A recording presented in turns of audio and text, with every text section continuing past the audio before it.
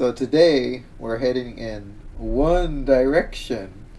We're gonna look at three guys today, all right? And one of them is gonna be exciting because I got spoiled the other day before, we started recording. So But I take it thought you away, you already girl. knew. No, I didn't know. You Well, didn't I knew know? Oh, that they dang it. dated. I know they dated. I know, but like I didn't know it was be this soon. Well, we start our story in 2010, though, so we have a little bit to Ooh, go before we get to that. ooh. Do you So the remember next.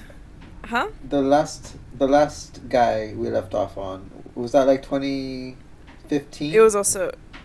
No, no, we're going in chronological order. Oh, okay. Oh, wow. Oh, wow. All right. Okay, so 2010, Yeah, here we are. so the last person we ended off of was John Mayer, who I called an evil troll, probably. Um, Now we're gonna talk another. He's less evil, but I still think he's weird for this.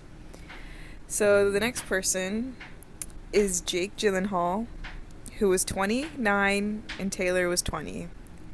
And I don't need to go into my uh, age gap thing because I kind of went into it already. But less bad, still bad though in my eyes. yeah. So they first meet in October of 2010, and there's just, them casually strolling along together outside. Nothing too crazy. There's one picture of him with his sister, and her daughter is there, and Taylor is there. They're meeting the family, which I have Hmm. come to realize is like a crazy pattern for her. Like, I don't know why she's meeting these dudes' families like so early on. I feel like I don't know. I personally would not do that.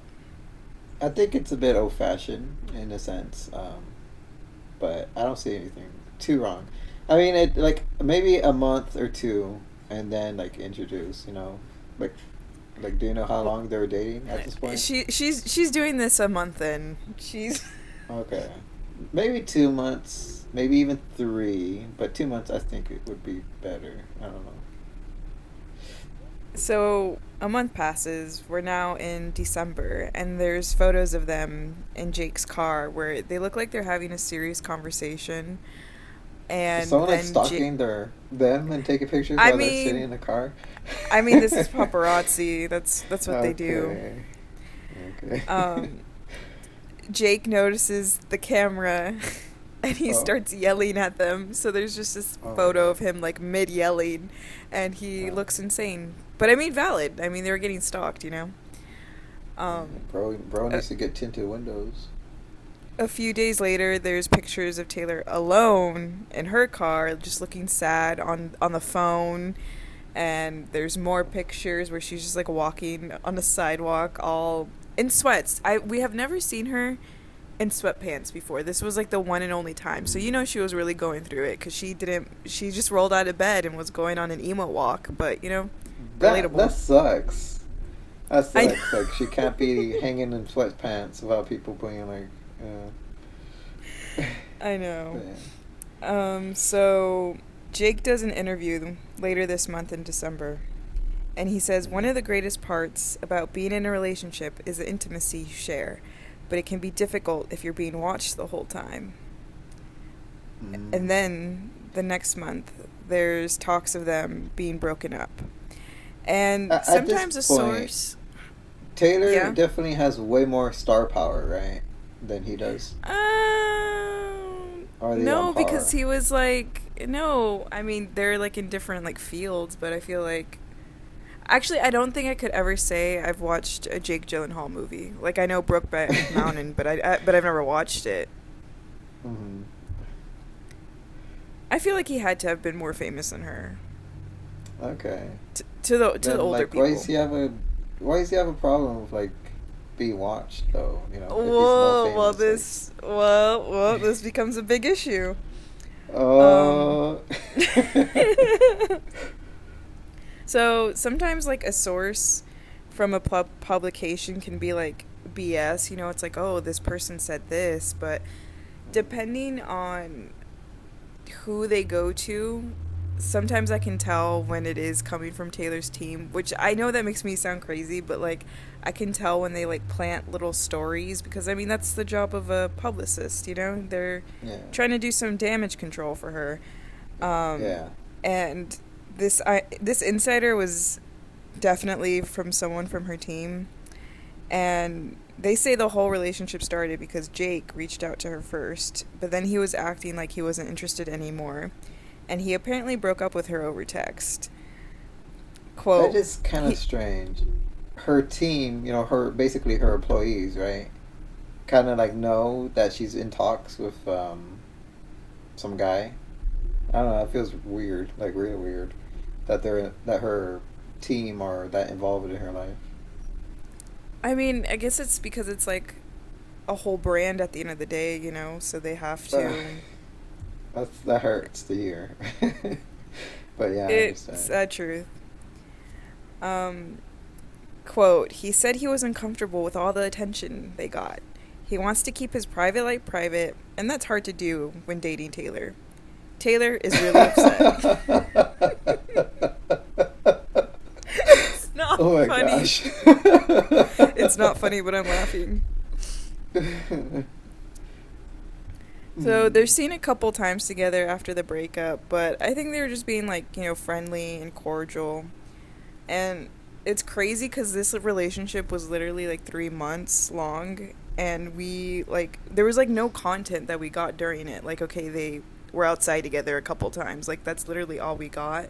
But like the music she wrote about this man Oh. is actually Well, insane.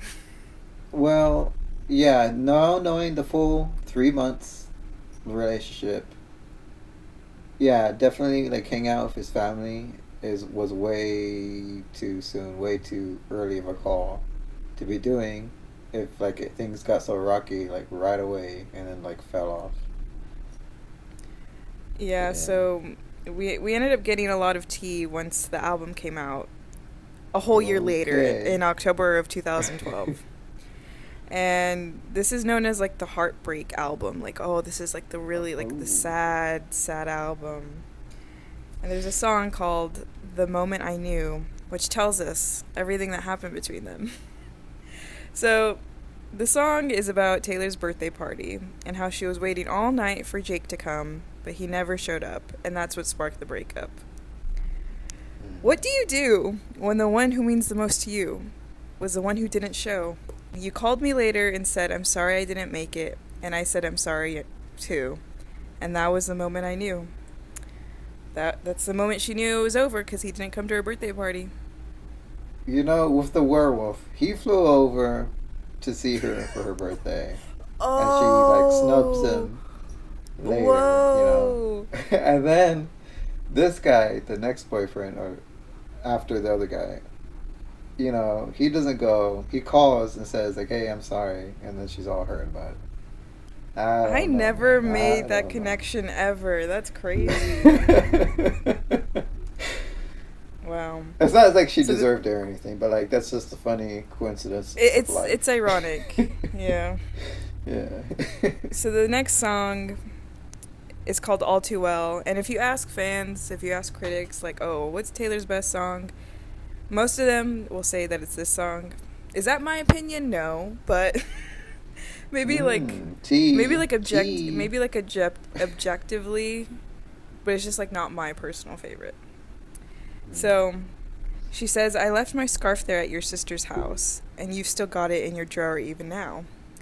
And while they were out and about, Taylor was wearing this scarf, and a couple months later, after they broke up, Jake was spotted wearing a very similar looking scarf while he was alone. Mm. You keep my old scarf from that very first week, 'cause it reminds you of innocence, and it smells like me. Perhaps he was sniffing it while he was on this walk. I don't know. Oh. So this scarf becomes such a symbol that even Jake's sister is asked about this in an interview. And she's like, I don't really know anything about a scarf, but there possibly could have been one. I don't know. Like, she, like, just really did not care. Yeah. I mean, it So, happens. Like, couples leave things at other houses. And maybe like he just saw the scarf and didn't like recognize it as hers and wore it, you know. Oh, I mean, that's this like is you never know. so. That's so hurtful though, because like to her it was like really a big deal, and maybe like in reality he really just like thought nothing of it. Well, yeah, because it was hers, but like it happens, you know. Couples break up and they leave things, either like gifts, like oh, you know, he gave me this necklace, or oh, I can't believe I left my Air Jordans at their place. Like, come on, you know, Air it happens. Jordans. That sounds a little too specific. I don't know, like you gotta send me this album after. Oh, okay, okay. Well, in 2015, Jake goes on Howard Stern, and Howard Stern tells him how he should have married Taylor, and if that they were friends at the What? time, he would have encouraged him to do it. Jake jokes and he says how Howard Stern should have had him on the show sooner so he could have persuaded him to marry Taylor. That is too And far. yeah. So he ends it by saying that Taylor's a beautiful girl and he doesn't know if Taylor ever wrote a song about him. Bro, come Mm. on. We know, we know. Also, do you know we are never ever getting back together? Yes, of course. Well, that famous song is about him, and she purposely made it really poppy and catchy because Jake was like a She wanted him to hear pretentious. Yeah, she wanted him to hear it. He was pretentious, hated pop music, and she wanted to it. torment him. And I guess she Uh, succeeded. that song was everywhere, yes. Jeez. So Howard Stern asks why he hasn't gotten married yet, and Jake says he's only been in love twice, and that he was responsible for his relationships ending. He says, "It was me. I think I probably just got scared." And what does Taylor say in All Too Well? Running scared. You were there. I Well, think he really definitely did if get he was scared. like, yeah, if he was like freaking out over paparazzi watching the little paparazzi watching them, um, you know, he definitely like just I don't know. He probably had an ideal of intimacy, of like being private, and you know, he didn't expect his privacy to be invaded as a celebrity. Probably, like he probably formed his idea of love from childhood. And now I'm getting into psychology, but he probably Well, had this an is why idea we're of here. what love should be. As a child, and then like that kind of seeded itself. So as an adult, and as he became famous, it clashed with his internalized idea of love, and it, you know, it so it doesn't work right as he wished to be Well, now that you bring for like up a like, man. oh, maybe she was more popular than him because like I feel like we obviously actors are famous, but like nobody really cares about their private life, you know? But with like a Hmm. teen pop star, it's like, oh, they're everywhere. Yeah. So this was For what? probably new for him. For a second, I thought this guy would be like a YouTuber, but then you started saying he was an actor. I was like, oh, because I A don't really know him. YouTuber. Well, uh, I mean, that just proves how much more famous she is than him then. yeah, because when I hear Jake, I hear like Jake Paul. Oh, well, thank God we're not talking about him. So in November of 2021, we get the re-release of Red, which includes an Mm. extended version of All Too Well.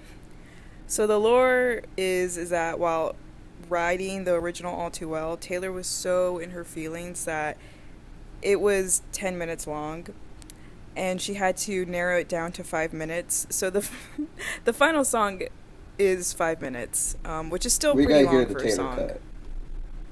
Oh, you will.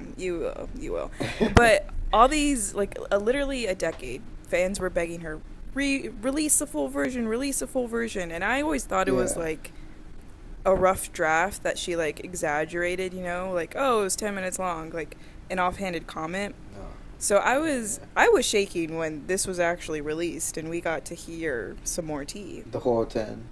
Yeah. But it does include like nearly a minute long outro, which does make me think, okay, you were exaggerating because you had to, you were struggling to make it to the 10 minutes. Mm. So in the song, she mentions her birthday party again, which connects the two songs. Weeping in a party bathroom, some actress asking me what happened. You, that's what happened. You who charmed my dad with self-effacing jokes. Sipping coffee like you're on a late night show. But then he watched Wow. me watch the front door all night long, willing you to come. And he said, it's supposed to be fun turning 21. It's not Oh, even like a wait. pointed jab. Like this is just blatant who it is. There's no secret. Like it's not like with Joe when she's like, referencing or like alluding. This is like straight up smacking, people in the face with it.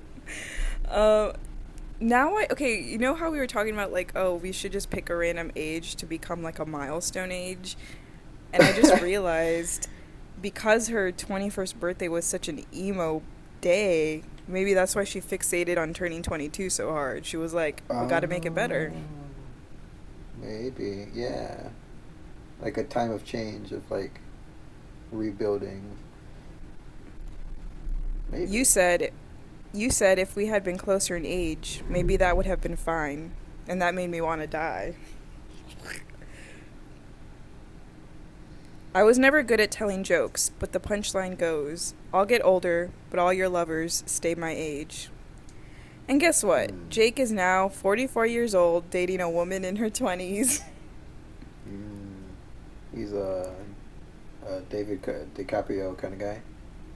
Oh yeah. You know how there's like the term cougar for women? What are men called? A tiger. No, I don't know.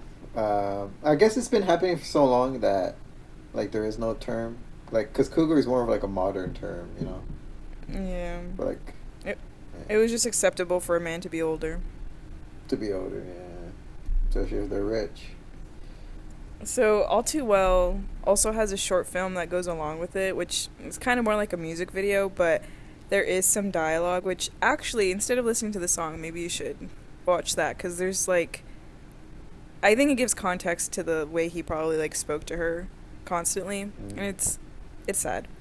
Um, so, in February of 2022, he does an interview where he's a lot more graceful than John Mayer could ever be, because John Mayer was just constantly like dragging her. Yeah. And he says All Too Well has nothing to do with him because it's about Taylor and her artistic expression and her relationship with her fans, which maybe he was like being smart by trying to like get out of like talking about it and how it's about him. He was like, let me just praise her and give her compliments so, people can get off my back, but I appreciate the compliments. Like John, he also got threats during this time. And he asks if artists should take responsibility for what we put into the world and how we should not allow cyberbullying in one's name. Which is, like, maybe a fair point. Because it's like fans were defending Taylor, but they were doing so by, like, telling other people to die. So it's like the moral, Yeah. where's the I think line? that's just the nature of the internet and not the nature of like a fan base. Like on the internet, there's always gonna be like a group going, "Oh, KYS yourself," stuff like that. Yeah, it's just easy to do whatever behind a screen. Yeah. So in 2024, the Tortured Poets Department album is released, and there's a song called "The Manuscript," and there's a lot of Taylor songs that like genuinely like hurt me, but this one like I literally never listen to it because it like makes me want to like Oh my god. if like it's that bad like, and she has songs that are straight up about death that I can listen to, but like this is like I don't This know. is a side I've never known. Like the emo, depressed Taylor. Like I've always expected her to be like, white girl, preppy, let's go country, horseback riding kind of That's deal. crazy. That's That's crazy that that's your perception of her. yeah. Huh. She says, in the age of him, she wished she was 30 and made coffee every morning in a French press. Afterwards, she only ate kids' cereal and couldn't sleep unless it was in her mother's bed. like, like it just, I don't know, it just shows how juvenile she really was. I feel like even though she was 20, I feel like mentally she was probably like 16. I don't know if I could say this confidently, but there might have been a regression, just like in these parts of like when she's at her lowest. It's not necessarily like she's like that all the time, right? It's just when she's at her lowest, she kind of like, as a defense mechanism, goes to like comfort, and like when as a child she already kind of made those coping mechanisms, so she kind of reverts to those for comfort. I feel that. Then she dated boys who were her own age, with dartboards on the backs of their doors. She thought about how he said since she was so wise beyond her years, everything had been above board. She wasn't sure. So, as she says, she goes from dating guys who are too old for her. But then she kind of goes the opposite. Oh, overcompensating much. So the next boy he was a boy. This is a boy. The next guy is Connor Kennedy. Robert F. Kennedy's grandson. The Kennedys, yes. Of the Kennedy FN family. That's wild. So he was 18 at the time, and she was 22, which... was it bad? When I was 22, did I want to date an 18-year-old boy? No. No. So I'll just leave it at that. She can drink, he can sip on lemonade. That's what's so embarrassing. And it gets worse. It gets worse. So their first scene together in July of 2012 when Taylor is invited to the Kennedys' 4th of July party. Majority of this relationship takes place in Massachusetts where his family lived. And it was just a typical summer fling. It wasn't that serious, but a lot of drama ensued. I really don't think she liked him. I think she just had a hyperfixation on the Kennedys because she's first seen flirting with his cousin, Patrick Schwarzenegger, which I did not know the Kennedys and the Schwarzeneggers were related, but they are. Well, and once that flirtation goes nowhere, she quickly moves on to Connor. She was like, I'm getting into this family one way or another. Do you think it was like for political like ideals that kind of like led her into a group, and then when she started dating in that group, or because like they're not like celebrities or anything, you know? I don't even think it was about the politics. I think she was just like obsessed. What drove her to hang with them in the first place? Well, the year before, she mentions how she read a book called The Kennedy Women, and I think she like wanted to become a Kennedy woman. Like, wait, so she knows of the history and how they treat their women. They're like, you know about the daughter, right? I don't know. Well, we can talk about this later. Let's just say it's bad, but ooh, well, that makes it more concerning. Unless I'm confusing them with the Bushes, but I want to say it's the Kennedys, because, yeah. Anyways. I mean, the Kennedys also have, like, they're, like, quote-unquote, known to be cursed, you know? Like, they have a tragic story, so it's weird that, like, I really don't know what she was thinking during this time. I really don't know.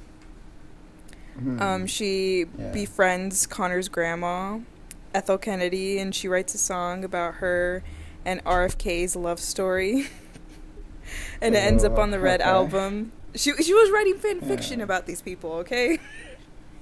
Yeah. She started dressing like she was in the 1950s. And she went as far as buying a house near the Kennedy compound. Also, this is so bad. Keep in mind that during all this, Connor's mom committed suicide literally 2 months before they're seen together for the first time. And there's photos of them visiting her grave, and she's like trying to like comfort him. It's just all weird. It's weird. Yeah. How like I really want to know, how did she get tangled up in all this? Like, this is like some weird. You know, I wouldn't even call it like a bender. Like, you know how someone like goes into drinking and stuff. Like, this is like an emotional bender. You know, not like. I'm like, did John and Jake fuck her up that badly that she was just like I don't know what it was. I really don't know. This is real interesting. Yeah. So things take a turn when they show up to a Kennedy wedding uninvited, and the mother of the bride got upset because, of course, Taylor became the center of attention. And they were asked to leave twice, and they still stayed. Mm-hmm. Taylor says, I think that story was based on the biggest misunderstanding, because I would never knowingly show up somewhere that I thought I wasn't invited to, and I would never want to upstage anyone. But I don't know what kind of misunderstanding it could have been. Like, you weren't invited. Why did you go? Unless, like, okay, Connor was invited and it was like, okay, a +1, but like, are you guys really that stupid? Your +1 is gonna be Taylor Swift? Like, what do you think is gonna happen? Maybe at this point she's more like self-centered. Not like self-centered in that way, but like self-centered as in she's like more on herself and not like thinking of the ramifications of like other people's feelings at this point in her life.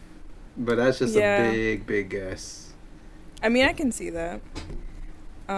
People made jokes because he was so young, and they said that she kidnapped him because she would send Cribnap. private.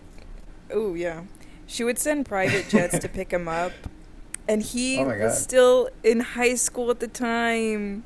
That's what makes it even worse. It's like one thing to be 18 and He's out having of high like school. he's having graduated and being 18. You know, he's still in high school and 18. He's still in high school, yeah.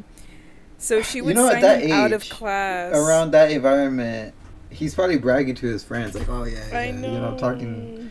Yeah, jeez. I wonder. I would love to like just ask him like, what do you think of all this now? Now that you're an adult. Yeah, I wanna know where he's at this point. Let's do the Kennedy timeline now. So yeah, she would sign him out of class, and she addresses this in an interview and says, "You can't kidnap a grown man." Now, was he a grown man? He was in high school. He was in high school. She says, if I think too hard about a relationship, I'll talk myself out of it. You have to follow love and fall really fast and fall hard. It has to be an us against the world mentality. And I think this just shows how immature her outlook on love was at the time. Like, why? Yeah, Like, the it's- fast pace of, like, everything. Like, stop meeting their parents. Don't buy a house near them. Are you okay? Yeah, she definitely had like she had like some rose-colored glasses or something going on there. It all comes to an end in October though, because they said that they had split up due to conflicting schedules and distance. He gets a couple of cute love songs, nothing bad, because I mean, he was a teenager who did nothing.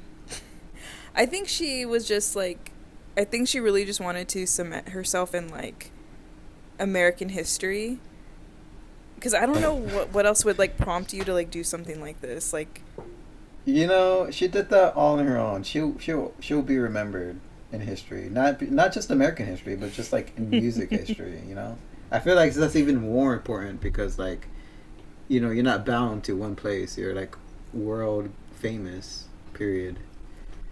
well, But I yeah, do she wonder probably like. didn't think about that.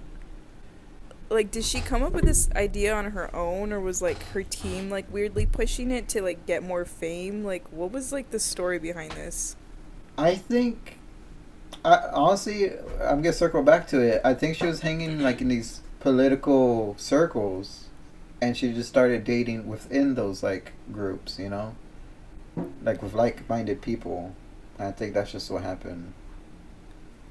This becomes interesting later on though, because like, I don't know if you remember, like later on, she never like outwardly spoken against Trump until 2018. So for like 2 years, people would call her like a Nazi Barbie and be like, "Oh, she's a white supremacist."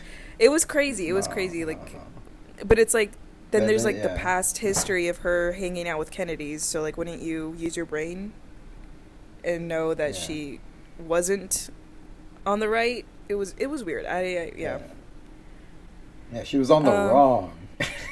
Oh, well. By March 2013, she sells a house that she bought near him. Thank God. Do you think it would sell more because she owned it? Because she's Taylor Swift. Oh, for sure. But like, I don't even think she like. I mean, she only owned it for less than a year, so I don't know if there's even like. She probably didn't even spend that much time in there. Yeah. In 2019, a book about the Kennedys is released, and they reference this time period, and they basically say that Taylor was like a distraction for the whole family during this time while they were grieving the death of Connor's mom. So, I feel like just as much as it like wasn't serious for her, it probably wasn't that serious to him either. I mean, he was also 18, so he was probably like, "Ooh, I'm dating this like hot older girl, and she's famous," you know. So right when this ends, she is now seen with Harry Styles, another 18-year-old. Wow, he's younger too. I thought he would be like closer to age to her, like at least the same age. That's wild. Nope. Now this is a long one. There's so much lore. There's so much tea. So they first so meet. at this point, was he still with One Direction or was he independent? Oh no, this was the peak of their fame. They had only been a group for like over a year at this point. Did Taylor get hate for dating a younger guy?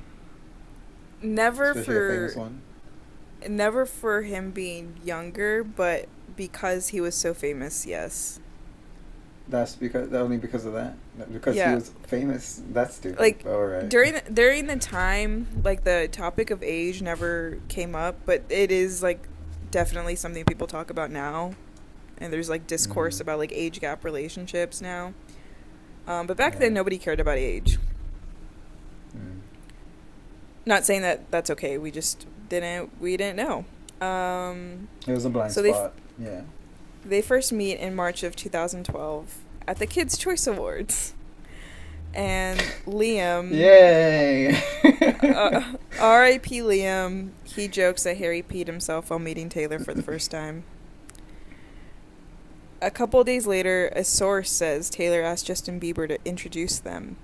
And then Justin Bieber talks about inviting both Taylor and One Direction to his place, where they hung out and swam.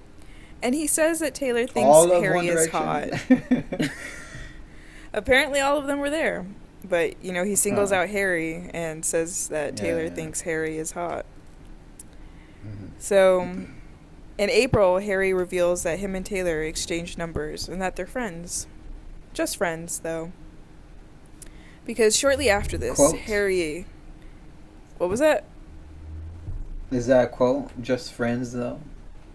Yeah, he says himself that they're friends. After this, though, he's photographed kissing some model. And Taylor's friend talks to this magazine and tells them how Taylor and Harry had a weekend where they got really close. And Harry had apparently told Taylor that he was in this and that he wanted to be with her, and told her how he didn't want to see her with anyone else. But then he warned her about photos coming out of him kissing a friend goodbye. And according to the friend, Taylor was hurt seeing how the kiss looked like, because it was definitely more than friendly. A couple days later... trying to cover his butt. Yeah. A couple days later, Taylor posts a collage of her making breakfast and a song she was listening to called Screaming Infidelities. Okay, shade. The next month in May, Harry makes an Instagram and follows Taylor. We get nothing for the whole summer. What year is this? This is 2012. 2012. So I don't even know when Instagram was a thing. That's kind of interesting that he made an Instagram. I think it first launched in 2011. So we get nothing for the whole summer. It's silence from them until September. And the boys, the One Direction boys, are doing interviews, and they tease Harry about Taylor. And they're asked about celebrity crushes, and they get asked who they're excited to see perform at the VMAs, and they answer for Harry, and they're like, Taylor. And it's at this Mm. award show that they're seen rehearsing and seen hanging out together afterwards. Did And they ever make friends, music together? well, no, not released, not released. Oh. After rehearsal, fans find them at a restaurant with Ed Sheeran. And a week Ed after Sheeran, of this course. happens, she's seen with Connor Kennedy for the last time, so she really like she really ditched Connor to go with Harry. Yeah. In October, they're seen at another awards show, and they made a reservation for a restaurant afterwards. But once people found out that they were going there, it was canceled. So they were never actually seen together there. But One Direction gets asked about this in an interview, and Harry says that he never got asked to dinner. Now, is he lying? So, later that month, was he? Give us your Maybe. opinion. He already lied once about the kiss, so. Oh, T. Later that month, he says how Taylor is one of his celebrity crushes and says she's one of those people you meet who's genuinely a nice person. At the end of October, Harry is spotted wearing a paper plane necklace. And who is spotted wearing the same exact necklace a week later? Taylor! What is it? A paper what? A paper airplane necklace. Paper airplane necklace. So, That sounds it- highly specific. In the beginning of November, he says that there's someone that he likes. He says, if you're shown in the papers with other girls when you really like someone else, that's difficult. But still, I think it's important if you're thinking about starting a relationship to do it away from the spotlight. I thought I had a type, but the girl I like isn't my type. It sounds very slimy. You think so? I think so. He's just like trying to have cover his cake and tracks. eat it too. Yeah. Mm-hmm. He says it's more about the person, how they act, their body language, if they can laugh at themselves. I find ambition really attractive too. If someone's good at something they love doing, I want someone who is driven. Interesting. That describes Taylor. She does a performance on the X Factor, and Harry is there at the rehearsal. And there's this story where he apparently picked her up and put her over his shoulder and took them back to her dressing room. Coming from I a don't believe source. That twink, I don't believe it's too that strong. It I sounds know like Taylor's fan skinny fiction. and all. It sounds like Yeah. fan fiction, though. Yeah. A source says Taylor was really embarrassed by what happened in April and was nervous about giving him another go. But this time they have spent more time getting to know each other. Harry is being careful because he doesn't want to hurt her again. He's made it clear he likes her a lot. They've been Or quietly he doesn't seeing want each to be other. caught again. Well, you're clocking it all. They've been quietly seeing each other again for a little while now. Now, December of 2012. These are the images that changed my life. And I'm not joking. I'm not joking. This was serious, okay? So this is like the first time that they were really seen publicly. Like, all the other photos we got were like shitty, like iPhone pictures that fans took. And just like fan stories where we were like, oh, that could be true, it could not be. But these were like true paparazzi photos. It was like the hard launch. They were at Central Park Zoo together. And I remember seeing these for the first time at the ripe age of 11 years old. And it Perfect. changed my life. Because I also loved One Direction during this time. But here's the thing. I was delusional in a different type of way. Where I thought Harry Styles was gay and was in a secret relationship with Louis. You're just as bad as the Gaylors. Oh, brother, that's a whole other conversation. But yes, I fully believed that Taylor was Harry's beard. And I thought that she was doing them a favor. And I was like, wow, my gracious queen is protecting Harry from homophobia. Ah, that's a whole conversation on its own. But yeah. I mean, I was happy. I was having a ball because I love them both. And I was like, oh, even though that this is fake, like, it's just nice to see them together because they're protecting Yeah. Larry. Mm. But little did I know, my 6 months of hell was just beginning because One Direction fans went crazy and they attacked Taylor for dating their precious Harry Styles. Yeah. I was defending her with my life, both online and in real life in school. Like, I would get mad and, like, get into arguments because everyone was, like, It's like a calling her a game. slut. Yeah, it was this serious. Disrespecting the queen. Yeah. So, while they were at the zoo, they had Harry's. So, like, One Direction's team was like really like heavily involved. Like, we knew the names of like their bodyguards and like their hairstylists and stuff. Like, why did we care so much? I don't know. But one of their hairstylists had a daughter named Lux, and there's pictures of Taylor carrying baby Lux around. Like, she is a known figure in the fandom. Like, baby Lux is a thing. Oh my god, there's this. I don't even want to talk about this, but if anyone is listening to this and knows about the Lux fanfic, that's all I have to say.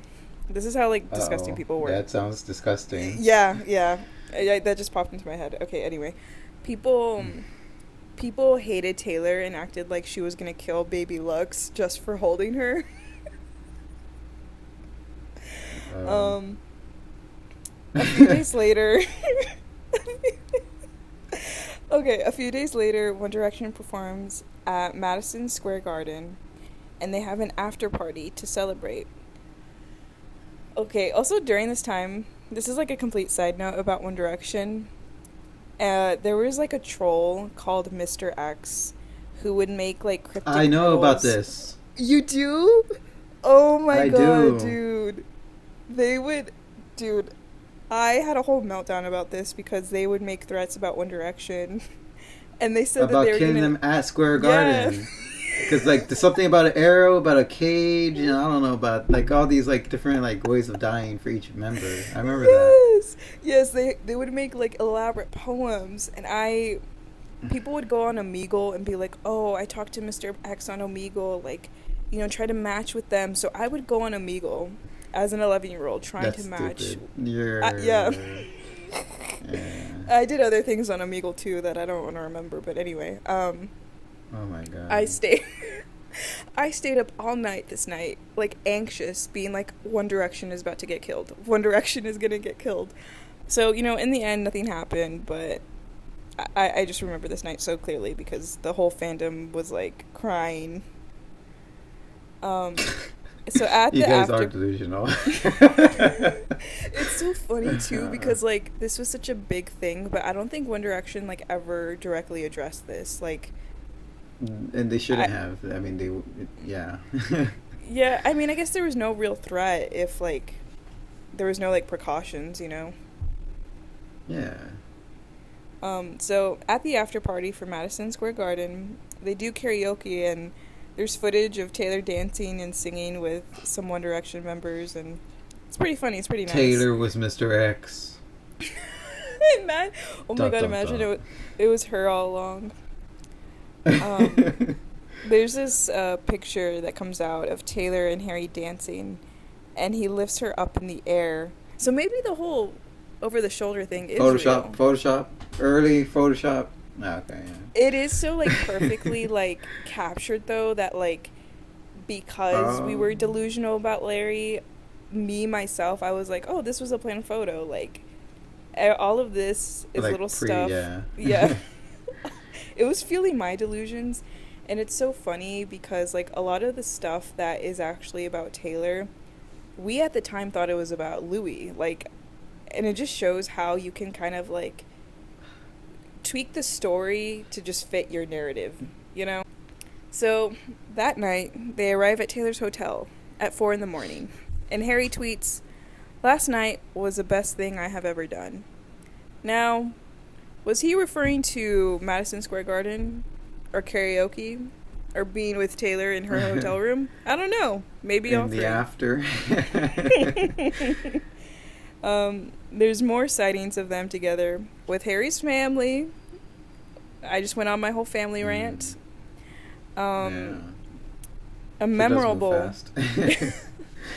a memorable time though is that it was Taylor's birthday. More redemption because Harry ordered 23 cupcakes while they were in his hometown.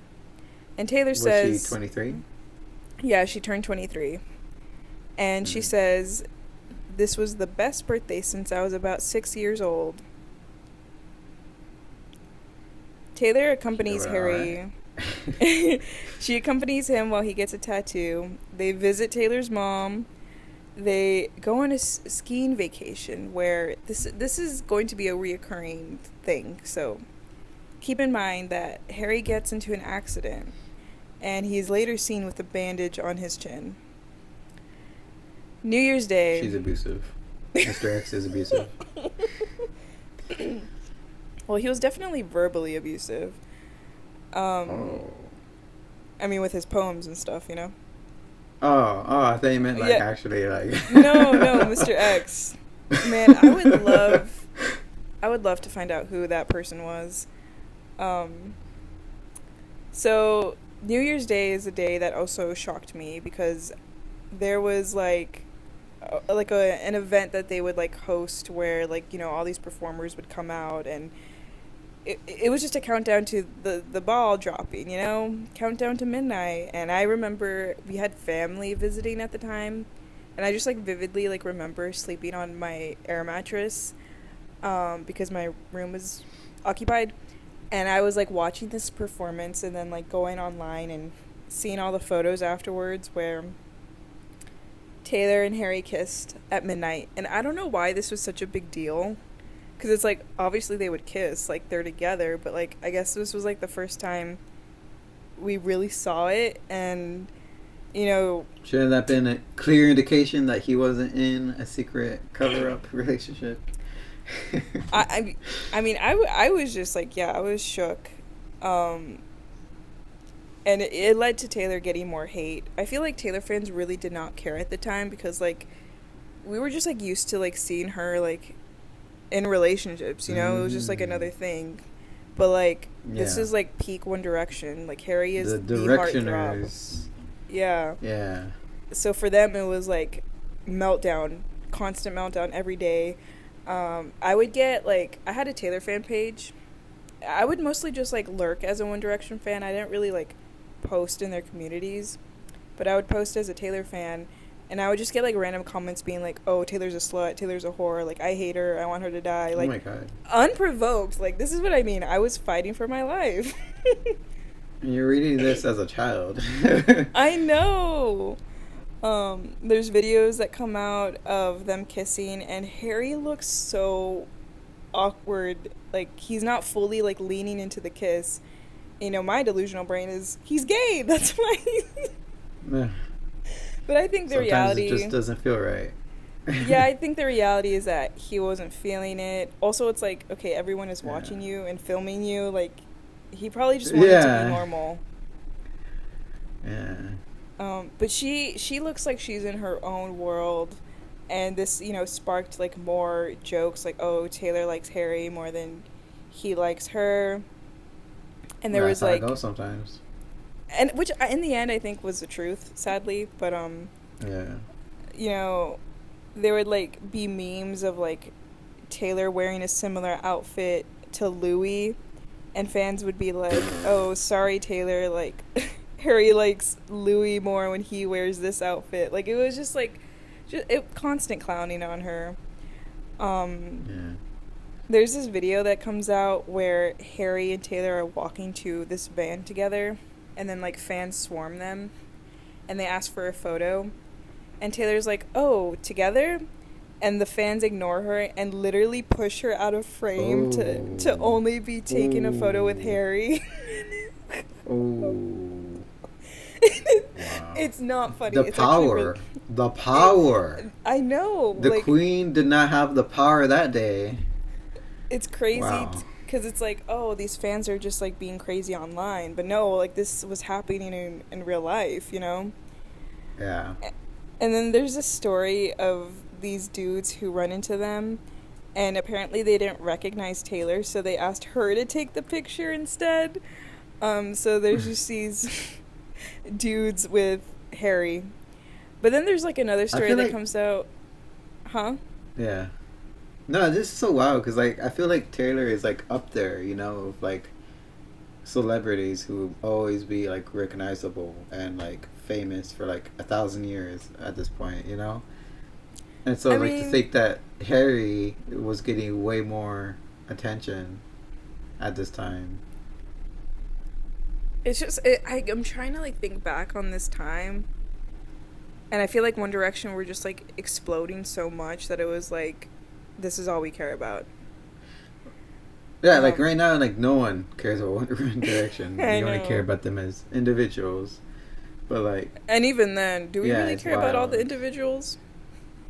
Well, But the same thing happens again, but reversed, where Harry takes a photo of Taylor with a fan. So I guess it was maybe they were on equal footing. I don't know. yeah. Do you know who Halsey is? A s Halsey? Halsey, a singer. She has like a No. song with G-Eazy. I'm trying to think of a song you would know. No, I have no idea. No.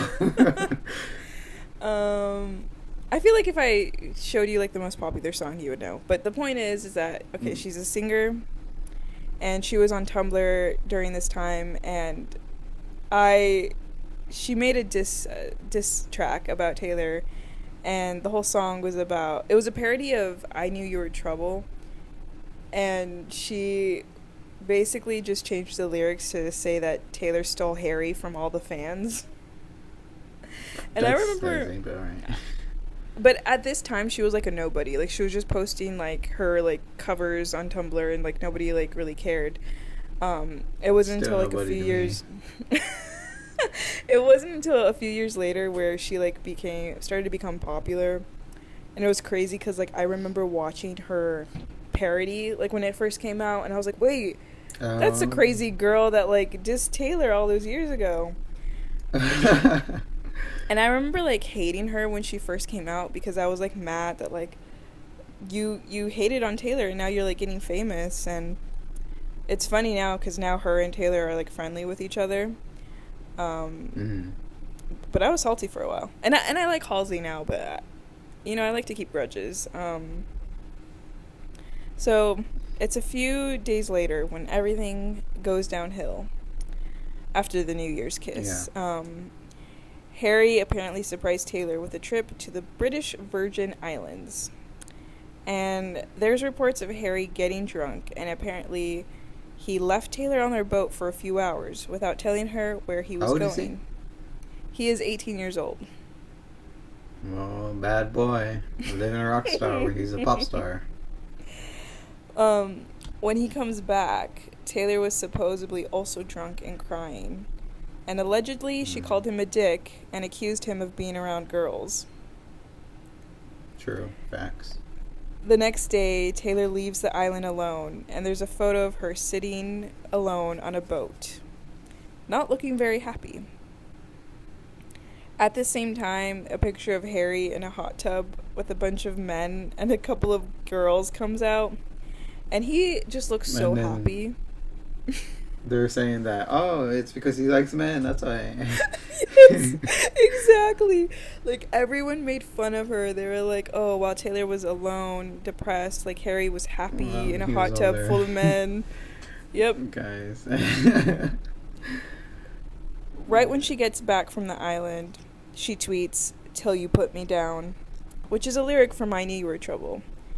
And this fuels the narrative that this song is about Harry, which the song technically came out before they officially got together, but keep in mind they had that little, flirtation before Harry got caught Yeah. kissing that model. So people do think it could be about him. I think there can be multiple muses, I think a song can be inspired Yeah. by multiple people. In February of 2013 is the Grammys, and Taylor mocks Harry by using a British accent while doing the speaking part of "We are never ever getting back together."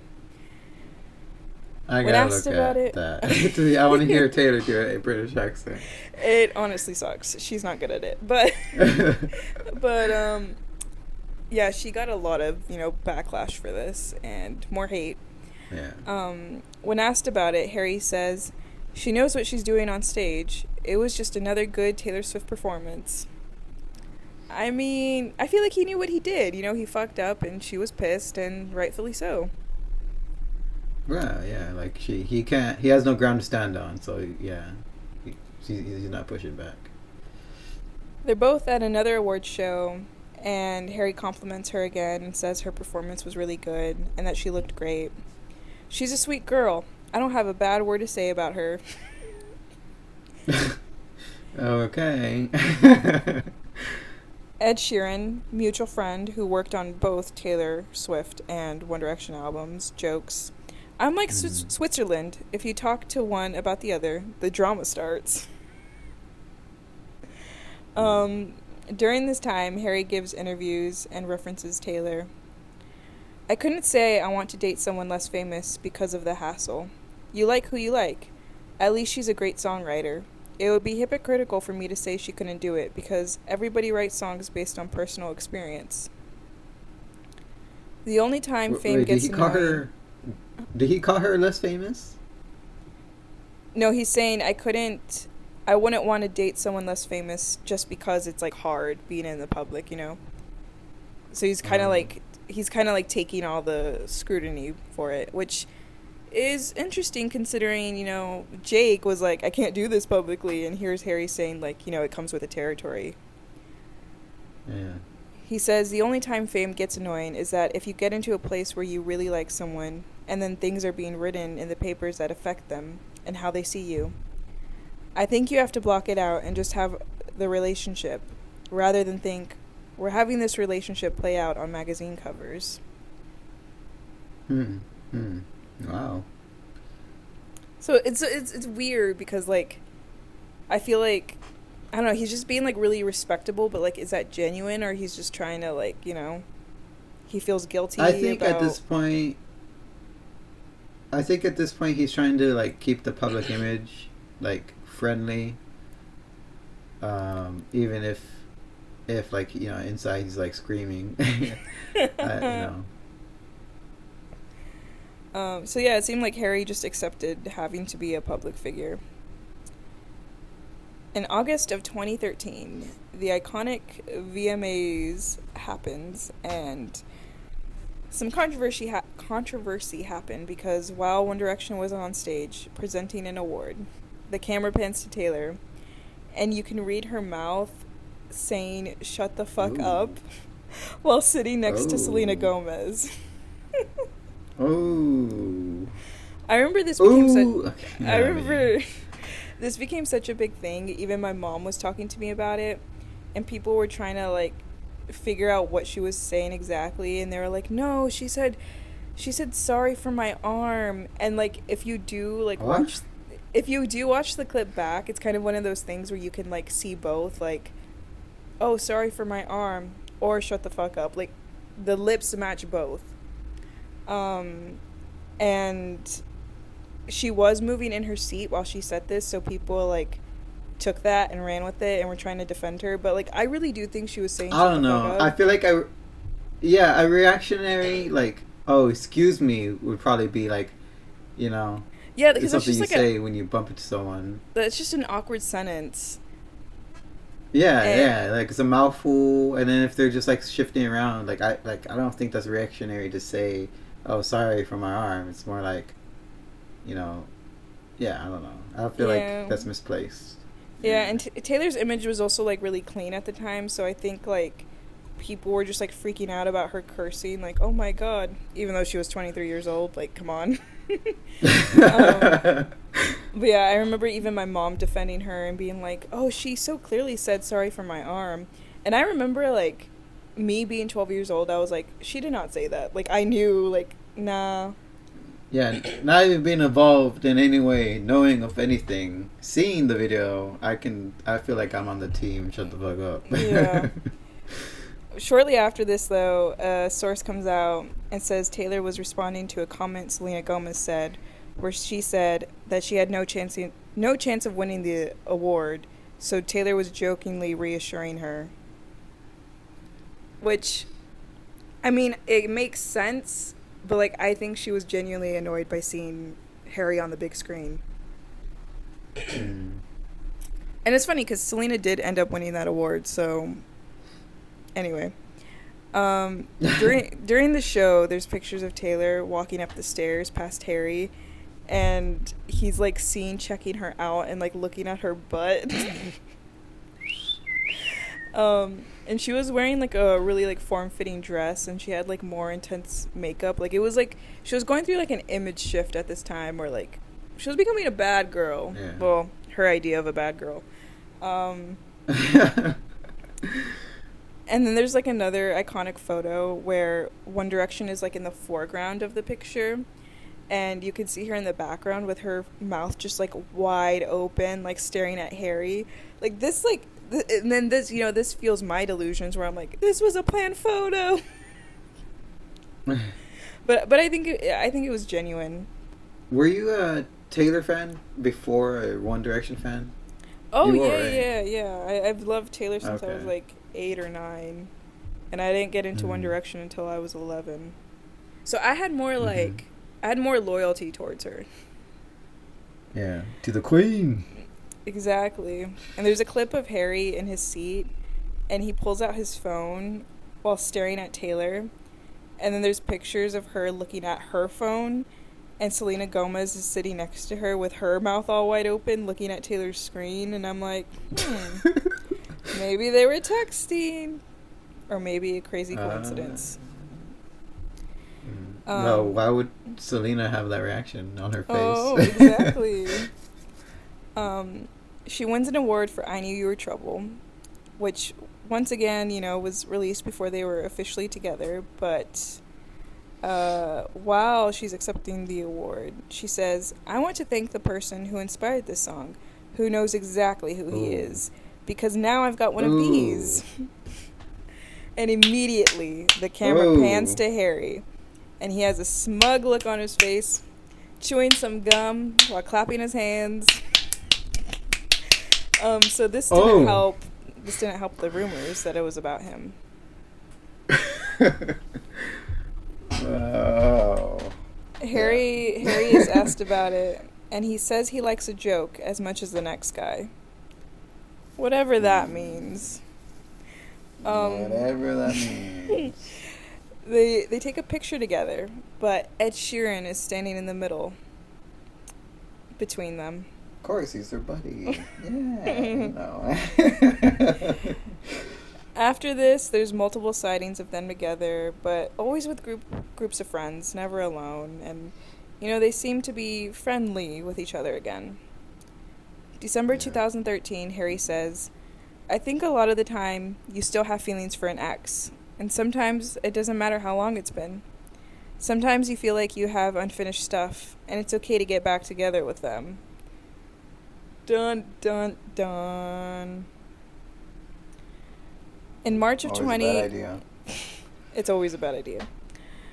In March 2014, they're spotted at a party together, and it seemed like there was no more bad blood. No pun intended. Harry buys a house in the same neighborhood as her. This sounds a little familiar. October of 2014, a songwriter talks about working on a new song with Harry. It's about if it doesn't work out sometimes, you can't necessarily just blame it on yourselves. Sometimes it's about what's going on around you. Sometimes it's other things that have nothing to do with the two people involved. Those factors that you can't control. It's saying you're giving up, but it's not necessarily you're giving up because you don't love each other. Now, this song was never released, so we never got to hear it, but a song that was released was a song that was released was by this duo called Alex and Sierra, and Harry wrote a song for them. And the lyrics include, "We lay there on the soft warm ground for a week and 13 days. You haven't heard all this before. I didn't come back and I wasn't there. I won't trouble you no more." Now, whose favorite number is 13? So, the next month, the same month, 1989 is released. And Taylor says it was a new concept writing these songs because, she was able to run them past the person that they were about, which means she was on friendly terms with this current muse. In 2019, we get some excerpts from her old diaries, which include original lyrics to some of the songs on 1989. And there's this one song called "This Love," which is about a couple reconnecting. She says, "You tried to keep warm with someone new. I watched you leave. When you're young, you just run, but you come back to what you need."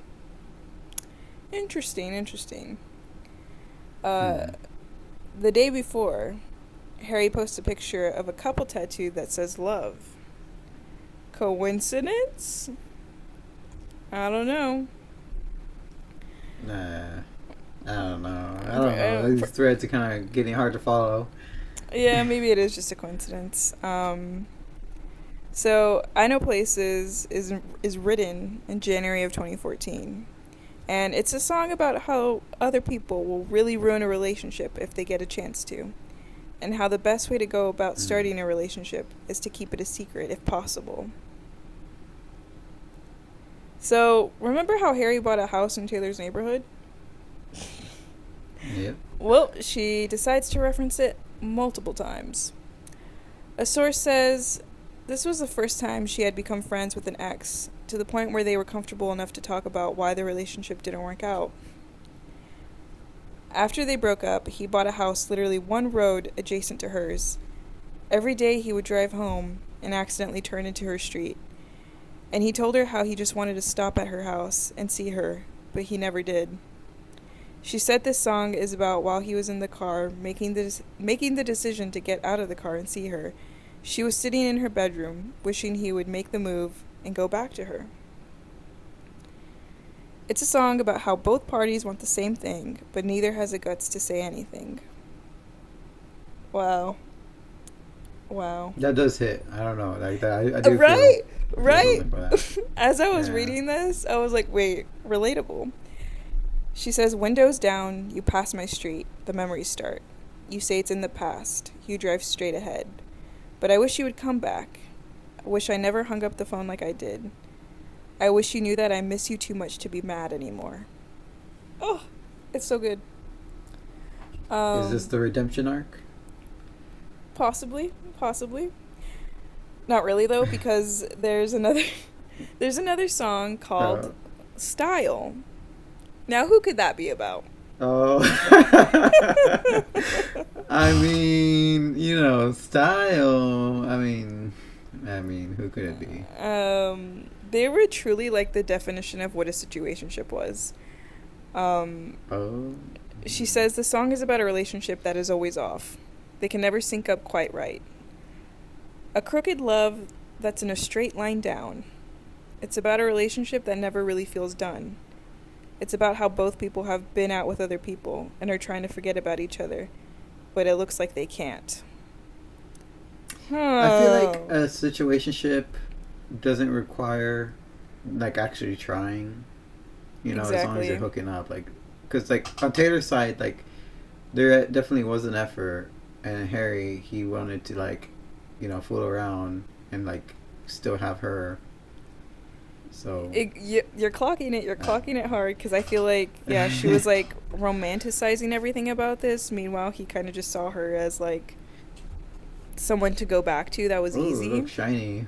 In Out of the Woods, Taylor talks about how even if a relationship is breakable and fragile and full of anxiety, it doesn't mean that it isn't worthwhile and exciting and beautiful. Once again, her romanticizing even him giving her anxiety. So Taylor's published her journals, right? But has she written a book before? No, but we're all waiting because I feel like she's kind of hinted at it. A So biography? I'm Yeah. I'm waiting. I'm waiting for it. Um, I think it's gonna be like the hottest seller ever. Yeah. I don't think she'll go. I don't think she would ever like talk about her relationships in it though. Maybe when she's like I really mean, old. that's not necessary. Yeah, yeah. But like just learning more about her would kind of help, like, like you can like reflect on her relationships and see, like, compare, like, oh, she experienced this as a child, and so this is why she acted like this, or why she thought this way, you know. Maybe we can find an explanation It'll for give the another Connor lens. for the Connor Kennedy stuff. Maybe. I feel like that was just a strange part of her life, and that happens. Um, she references a paper airplane necklace and the accident Harry had while they were on their ski trip. Your necklace hanging from my neck. There was accident. Yeah, remember he had a bandage on his chin. Oh, oh. I There's don't know. so I feel like there's in so my much head, stuff. like she's like smacked him or something. No, they were on a ski trip and he had some stitches on his chin. Your necklace hanging from my neck the night we couldn't quite forget. 2 paper airplanes flying. Remember when you hit the brakes too soon? 20 stitches in a hospital room. When you started crying, baby, I did too. Acting like he was on his deathbed. In the music video, she's That sounds just like a scared little boy. sounding like a what? Like a scared little boy. Like the Oh. way she's painting the imagery. Oh, wait. Maybe it is like a double meaning. Yeah. In the music video, she's wearing a blue dress, similar to the one where she was alone on the boat. And there's a scene where she tears off the paper necklace. The necklace is also seen in the Style music video, and there's clips of her wearing outfits she was wearing while she was seen with Harry. I mean, can it be any more obvious? The song is literally called Style. We know it's about him. There's another song called How You Get the Girl. I didn't really think about this, but like she goes through these relationships and then she cements them in stone. Like these songs and videos will be forever. Like people, like even if like there's this big wipeout, someone's gonna have a copy somewhere of these like songs and videos. You know, like just to be reminded of your exes that way is kind of crazy. I never really thought about it like that, but yeah, she's like tying herself to these people forever, basically. Yeah, yeah. I didn't think about that until now too. But yeah. How You Get the Girl is a song about a guy winning a girl back after 6 months. And I think this is about, like, their first reconnection, after the whole model stuff. And I feel like since he came back after that time and, like, cleaned up his act, I feel like she thought that, like, that would happen again. But it never did. It seemed more of, like, a hookup situation rather than, like, them being official again. Like, oh, I love you. No, I just want to bang you. Oh, it's sad. There's a song called All You Had to Do Was Stay, which, self-explanatory. She talks about how they would have been fine. I feel like I heard that song. You need to listen to all these songs afterwards. She talks about how they would have been fine if he had just never left. People like you always want back the love they pushed aside. But people like me are gone forever when you say goodbye. The more I think about it now, the less I know. All I know is that you drove us off the road. Another driving accident reference, probably? I don't know. She's obsessed with, like, bringing up this stupid ski accident, which maybe it really was, like, traumatic. I don't know, but it just sounds stupid. Like, I think he was on a snowmobile. Like, how do you fuck up that badly? I don't know. Wonderland. Didn't they tell us don't rush into things? Didn't you flash your green eyes at me? Who has green eyes? Who do you think has green eyes? I actually don't know. Harry has green eyes. Harry? I don't know. I don't look in his eyes dreamily. Oh, well, I do. She says, "Didn't you calm my fears with a Cheshire cat smile?" And Harry's from a town called Cheshire, which is spelled the same way, it's just pronounced differently. So she was really like Yeah. drilling it into us. Cheshire. Um, she says, "You searched the world for something else to make you feel like what we had. And in the end, in Wonderland, we both went mad." In January of 2015, they end up at the same party, and Harry tweets the word serendipity. And now, I think this is a reach, but people point this to the fact that there's a movie called Serendipity, and it's about a past couple who is reunited by fate. I don't know if there's a real connection to that, but Well, the definition. I mean, yeah, I mean, guess, yeah, it was serendipitous for him, I guess. Yeah. A couple months later, though, Taylor starts dating someone new, and we'll talk about that next episode. Wink, wink. Ooh, mystery. Harry writes a song for Michael Bublé and Meghan Trainor, and it's about when you see your ex on a date with someone else, but they're so happy. So you're like, "I'm happy for you. Maybe someday in the future." Relatable. Maybe someday in the future, if we're back together, that'd be cool. Good luck. I haven't seen that smile in a long time. Maybe someday, when we're old and gray, we could be in love once more. So, once he saw her officially with someone else, he started pining.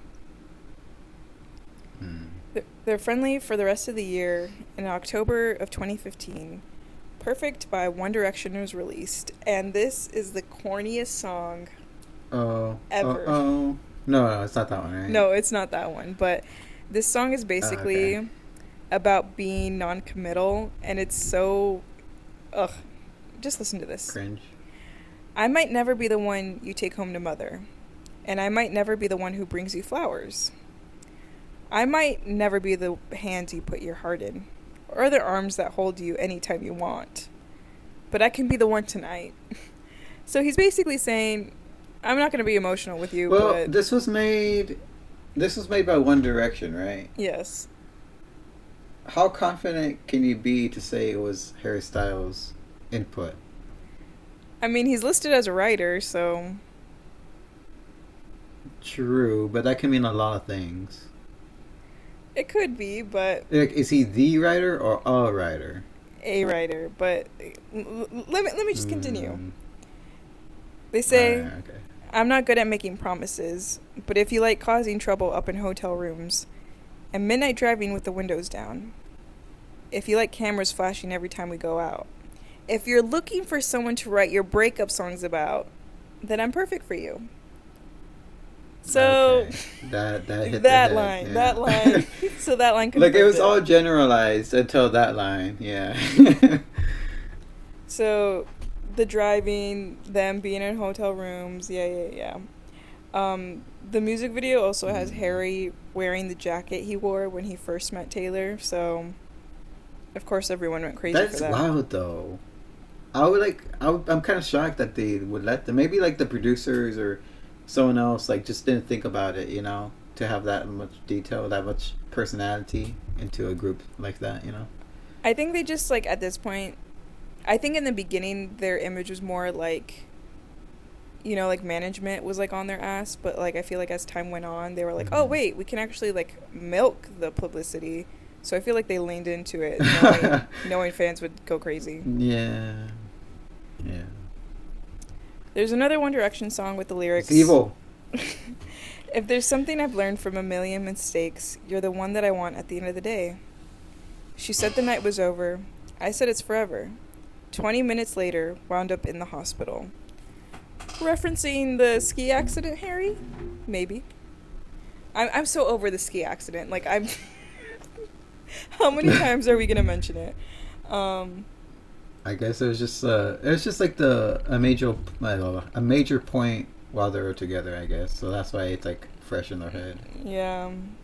They have friendly interactions over the years, and Harry has positive reactions to... Because fans would make Hailer signs at One Direction concerts and be like, It was so weird because like during the time like fans hated Taylor, but then like after the fact, they were like, "Wait, guys, get back together." So there was like a lot of positivity surrounding them, and Harry would just Mm. like acknowledge the signs and be like looking happy and stuff. You know, he was friendly. And in April of 2017, he talks about their photos from Central Park, the iconic date where they went officially public. He says, "When I see photos from that day, I think relationships are hard at any age. And when you're 18 trying to navigate all that stuff, it doesn't make it any easier. You're a little bit awkward to begin with. You're on a date with someone you really like. It should be that simple, right? I just wanted it to be a normal date." Which makes me really sad. He says, "I Why? like Why did you make you stand? because I feel like he was just like a little boy, like, and like their whole life Yeah. was just like plastered everywhere and criticized." And like him, like he was kind of thrusted into it, like from what was that TV show that they were on? X Factor. X Factor. Yeah, like he kind of like really just got launched into being in fame, famous like overnight, like a sensation. Yeah, it truly was So an overnight like, thing. so like it's wild. And then like him talking about this. He says, "I like tipping a hat to the time together. Sometimes you just want to give them the whole cap and say, and hope they know that it's just for them. You're celebrating the fact it was powerful and made you feel something, rather than this didn't work out, and that's bad. And if you run into that person, maybe it's awkward. Maybe you have to get drunk, but you still shared something." You're only a little kid, son. Why you drinking alcohol? No, at this point he's like in his Yeah. 20s, but Oh, he's yes. in his 20s. Oh. He releases his He's an solo old man now. he releases his solo debut album in May of 2017, and there's a song called Two Ghosts, which was originally supposed to be on a One Direction album, but he felt like it was too personal, so he saved it for himself. He says, "Same lips red, same eyes blue. White t-shirt, a couple more tattoos. Who has red lips and blue eyes? Some would say Louis. Some would say Louis." That's a good one. Others like me are saying Taylor. Does Taylor have tattoos? No, but I think he's referencing Oh, okay. the time that he got a tattoo while they were together. Like he has tattoos, yeah. Other songs mention getting stitches, another reference to the accident. Yeah. He talks about waking up alone in a hotel room, maybe after their breakup. He says, "Couldn't take you home to mother in a skirt that's short." And Taylor references having a short skirt in style. But also, like, keep in mind, this is, like, 4 years after their breakup, so, like, this really could have been about anyone at this point, but he clearly saved some songs from the One Direction days, so, like, maybe it is about her. Maybe. During this time, he's also seen wearing a ring that Taylor had given him in 2014. So all these years later, he still had it and was apparently attached to it. In November of 2017, they were supposed to perform at the same Victoria's Secret show, but last minute, Taylor canceled, and she was in a relationship at this time, so I'm thinking, I don't know what possibly could have happened. There are, like, very few times where Taylor has ever canceled on something, so, like, who knows? But people are like, her boyfriend got jealous. I don't know about that, but in 2018, a writer who worked with Taylor said that in 2012, Taylor had came in the studio to work with Harry, but their management and label wanted something really big and poppy, and what they had worked on was something more acoustic, so it never came out. RIP! A producer says... That was Taylor? Huh? I think That it was was... Taylor? I think it was more... I think it was more One Direction's team that wanted something big. Oh, okay. Also, they're both friends with Stevie Nicks, who This kind of sounds a little cultish, but she has like what she calls an inner Yeah. circle, and she gives moon necklaces to people who she's close to, and both Taylor and Harry have one, so they're like, oh, they all like hang out with each other, which maybe, I don't know. Harry then releases his second album on Taylor's birthday in 2019. There's no songs that are like directly in reference to her, but of course people went crazy that it was her birthday. In 2020, this is literally a decade worth of shit, and I'm like getting tired of like hearing myself talk at this point. In 2020, she releases Folklore and Evermore.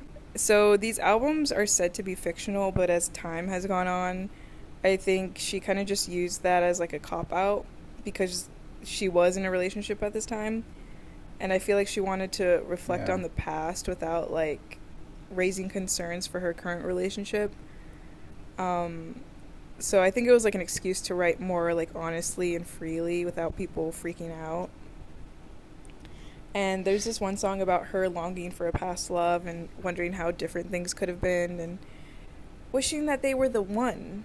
And now you can't say, oh, I wish this past love was the one while you're in a long-term relationship with someone else. So you gotta lie and say it's fictional.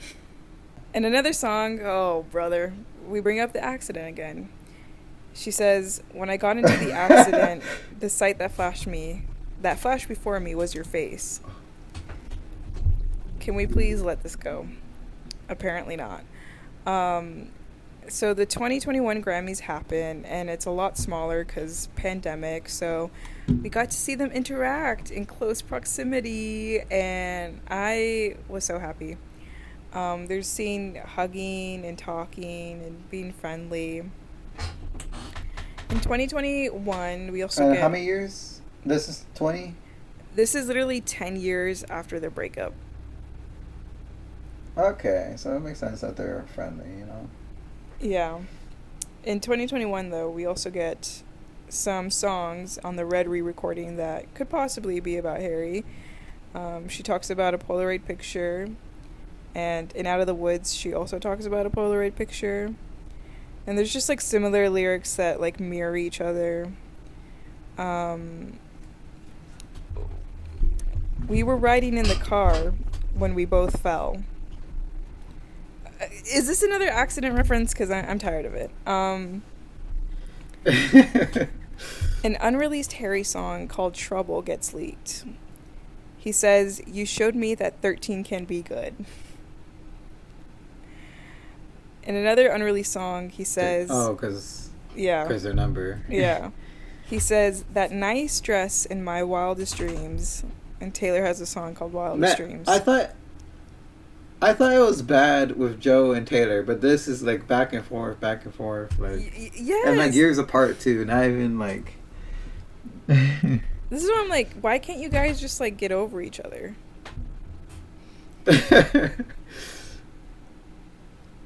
In October of 2022, Midnight's is released, and a song called Question samples Out of the Woods, which is so obviously about Harry, so she was connecting the two songs.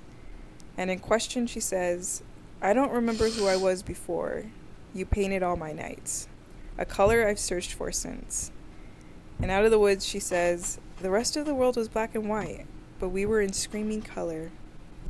Wow. There's also a song called Maroon, who I always thought was about Jake, but there's stuff that's a little sus, because she says, the one I was dancing with in New York, no shoes. And that little karaoke night that they had was in New York, where Taylor was wearing no shoes. So... Oh. Pause. Let me look this up. Yeah. Oh, no. Ethan wiki for you. The mark they saw on my collarbone. There is unfortunately a photo of Taylor with visible hickeys on her body. That's just too much. I didn't need to see all that. In the unreleased song, Harry also says, we don't need no shoes. So more feet content for you.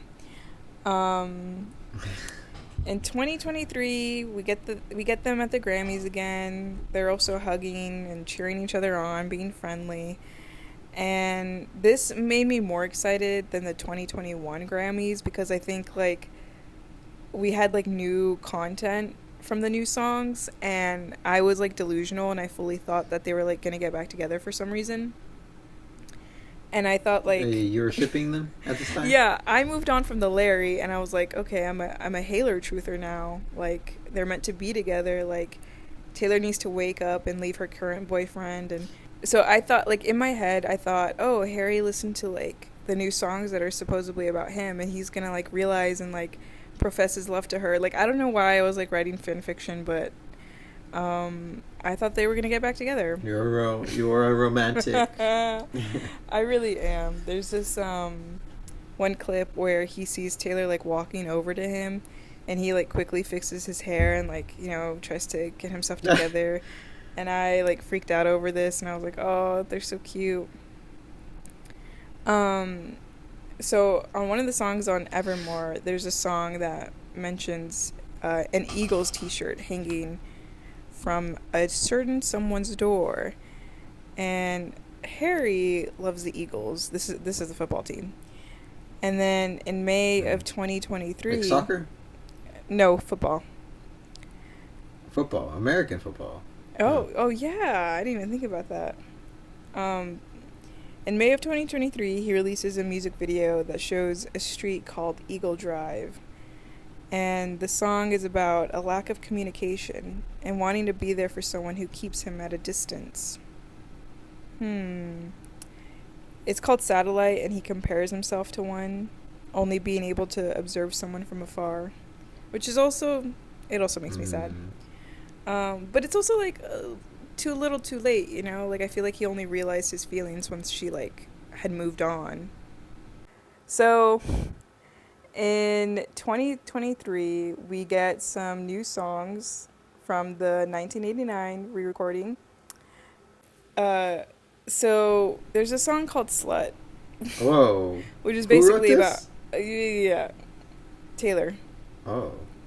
It's just about how she, received a lot of scrutiny and shaming while dating Harry. Wow. Even though keep in mind, like, Harry was... Yeah, even though Harry was... actually. And we'll get to that in a little bit. But yeah, he was, like, the most popular member. He was, like, the heartthrob. Yeah. She says, everyone wants him. That was my crime. And the Eagles t-shirt song, she also says, everybody wants you. Everybody wonders what it would be like to love you. In Say Don't Go, a song about longing and pleading the other person to stay, Taylor says, I said I love you. You say nothing back. In the song Harry wrote for the duo Alex and Sierra, he says, I never got to say that I love you more than you think I do. So perhaps he was regretful. I feel like I'm in a courtroom and you're like laying out all the things that makes Your Honor. This is like the most to you. Yeah. In Suburban Legends, it's a song about a destined love that is now over. She says, I broke my own heart because you were too polite to do it. Bull. Harry wrote a song for Ariana Grande, and the lyrics are, I don't ever tell you how I really feel, because I can't find the words to say what I mean. Some delusional people think this is about Larry, but I mean, I don't. After all these years? I mean, at the time I did. Like, people still go crazy about Larry? Oh, that could be a whole thing in itself. Oh, my God. But yeah, they still fully believe that. Oh. But yeah, I do think it's just like, I think it's bullshit excuses for Harry. In a song called Now That We Don't Talk, she mentions the subject having grown out their hair, which Harry became famous for. His long hair that was greasy, really. There's just like one, there's this one clip of him reacting to a sign a fan made, and they literally said like, "Harry, wash your hair" or something, and he looks really offended, and he's like, "I use shampoo. I have shampoo." Which it's mean, but it's like his hair really looked greasy at the time.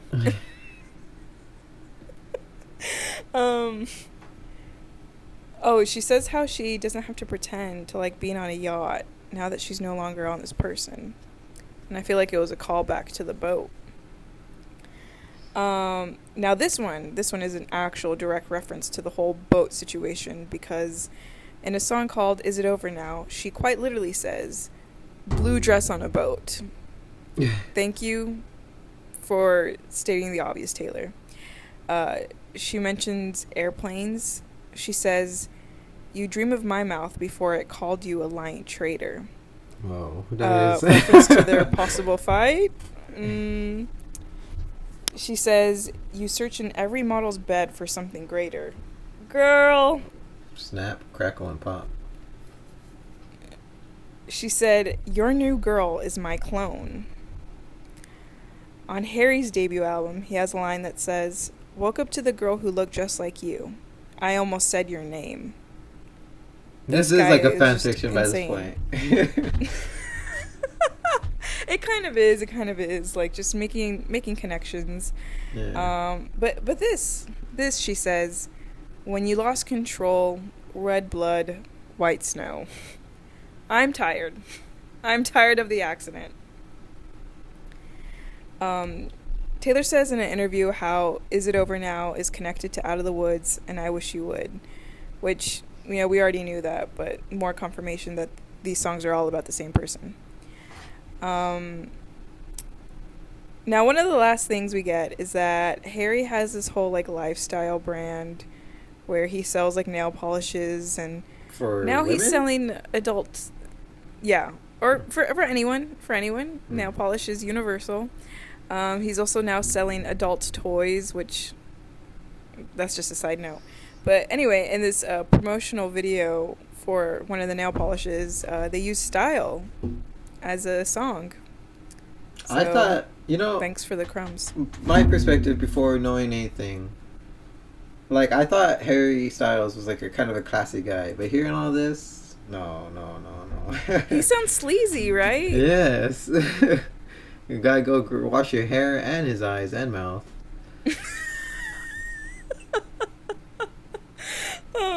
So I didn't know that this happened, but in April of 2025, the last thing we get is how Kanye West, we all know he is not mentally well. He tweeted, "I'll show you an example of racism. Justin Bieber and Harry Styles fucked Taylor Swift from both sides and didn't call me." On everything, this tweet is 100,000% true. That is just grotesque. Yeah, well, that's one of the many gross things Kanye West has done. Yeah. So, I didn't know this happened because Taylor's team just ignores Kanye at this point. But Yeah. Harry's team addressed it. And Harry said that he was angered by Kanye West's latest stunt. People in Styles' camp were quick to issue the unequivocal denials and offer their support for Swift. Harry does not have any contact with Taylor and has not for many years, but if he is asked to confirm that this is a lie, he will gladly do so. This never happened, and Harry will lend his support however needed. So, at this point, they're not close anymore. Yeah. And that's kind of like the last update that we've gotten. Like, they're not on friendly terms. And I maybe like friendly when needed to be, but like I don't think they're like talking, you know. Yeah. I mean, they're both in relationships now. Taylor's engaged. Well, what's Harry? What else is there to say? Is he dating someone like serious? Funny. He actually like dated a girl named Taylor. After this, well, more recently. So like when I was like trying to look for more recent updates, like only stuff about her came up because he was like with her for like a year, but now he's dating. Do you know who Zoe Kravitz is? Yes. he's dating her now. So that's the latest update for Harry. And I do think, like, to sum this all up, I do think the public affected them, but, like, at the end of the day, Harry just didn't want to commit to her seriously. Yeah. And all this back and forth was just, like, because she was kind of convenient and in love with him, so she did it. Yeah.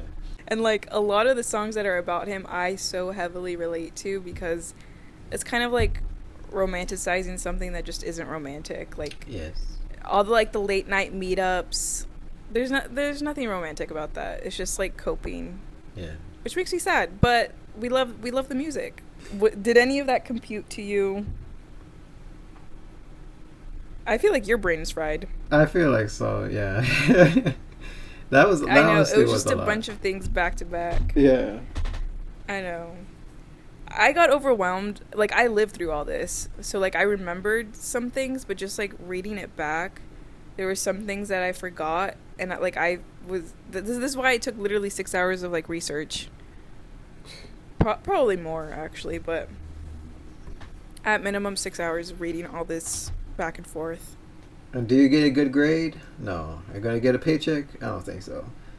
But you do get a thank you for doing that. We get 2 views out of this.